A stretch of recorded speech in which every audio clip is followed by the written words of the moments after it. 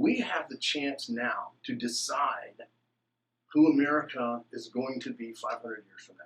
That's our choice. If we don't intentionally choose, we're going to end up wherever we're going, and that terrifies me. I do not like that prospect. If we don't intentionally decide that our culture is this instead of that, it will be whatever it ends up being. And right now, the loud guys, the guys that are selling fear, they're winning. And they're winning because it works. Fear is a cheap, sweet candy to give away to the kids. Right. And they're consuming it in record volumes, and it's just not good for us. And that's what I'm asking America to do, is go on kind of a hate diet. We don't have a Hitler or a bin Laden to rally our team around. This is going to be much more like going on a national hate diet.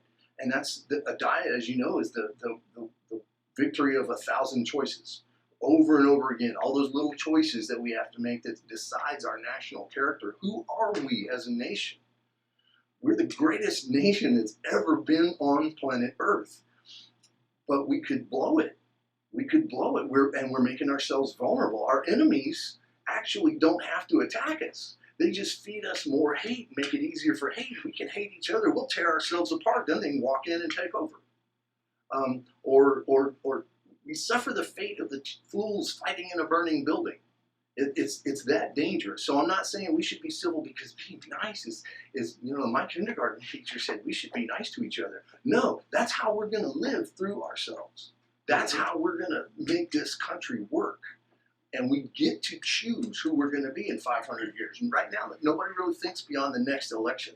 And it's all about winning and all that sort of stuff. So the question is, what do we do about it? What do we do about Minnesota?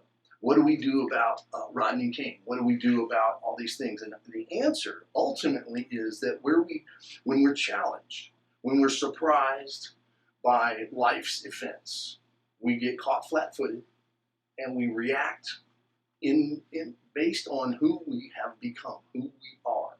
So when that happens to, if somebody gets scared, you can see this on Halloween. Somebody gets scared. Some people will take this approach, the turtle kind of make the world go away approach. Some people get immediately violent.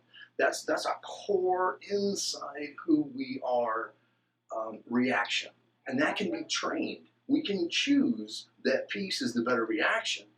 That might not always work. I'm not saying everybody should suddenly become a Buddhist monk, but to give our impulses free reign over our lives.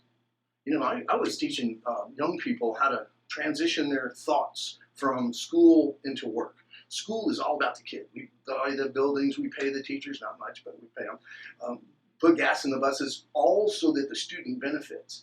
Then when that student has to go to work, it's now about what I can contribute to somebody else's business in order to get a paycheck. And if they're still in that, everything's about me, then the economy of a paycheck is to give the least possible so they get the paycheck, least possible effort so they don't get run off.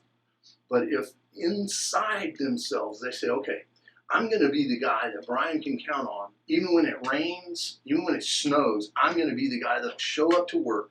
Who's the guy that's going to get their boss promoted? Now there's an opening and an obvious choice of the next person to go into that supervisory position. So you have to transition mentally from victim or give the least to get the most, whatever. We have to transition mentally from being reactive to whatever made us mad this past Thursday online or on the news or on anywhere where we normally get our stuff. We have to transition to deciding who we are and let life bounce off of that. That changes everything. That changes everything. Absolutely.